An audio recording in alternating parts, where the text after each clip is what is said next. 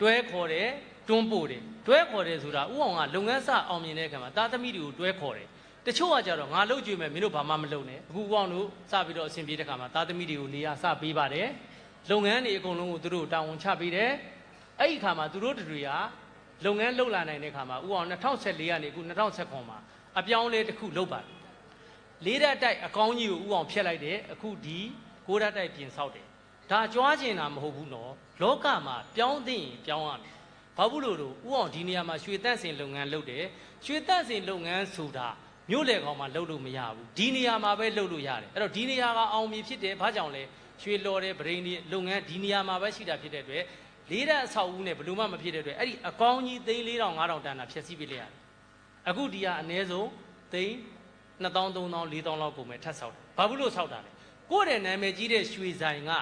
12ထပ်မြို့လေကောင်ဆောက်တဲ့အခါမှာသူနဲ့ level ဖြစ်ဖို့အတွက်အောင်သမားကြီးကဆောက်ဖို့ပြရတယ်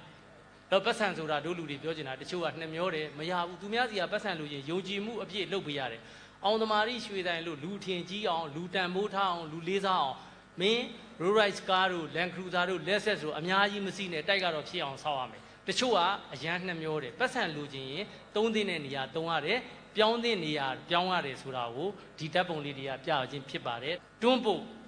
သားသမီးတွေကိုအဲ့လိုတွဲခေါ်တယ်လို့ပဲဥအောင်ဘာလုပ်ခဲ့လဲပြောရင်အမေတို့ကိုစပြီးတော့တရားစခန်းဝင်ဖို့အတွက်ကိုယ်တိုင်းစလုပ်လာတယ်အဲ့တော့တို့လူတွေလည်းပြောချင်ပါတယ်ကိုကအသက်40 50ရောက်လာတဲ့ခါမှာသားသမီးတွေကိုဆွဲခေါ်ပါတွန်းပို့တဲ့အလုပ်ဆိုတာအမေတို့အဖေတို့တေကန်နီးတဲ့အတွက်ကိုယ်တိုင်တရားစခန်းဥအောင်တို့ဝင်ပါတယ်အမေဆိုအဲ့မှာအလေကောင်ကကရုံးနဲ့ကင်ဆာဖြစ်တယ်ကိုတိုင်တရားစခန်းဝင်တဲ့အတွက်အခုအမေတို့ဥအောင်နဲ့အမေတို့အဖေတို့ဆုံးတဲ့အခါမှာပျော့ပြောင်းနဲ့မပုံမတိုးပဲနဲ့မတွေ့မဝေပဲနဲ့တည်တယ်သားသမီးတွေကိုတွဲခေါ်တယ်မိဘတွေကိုတွန်းပို့ရတယ်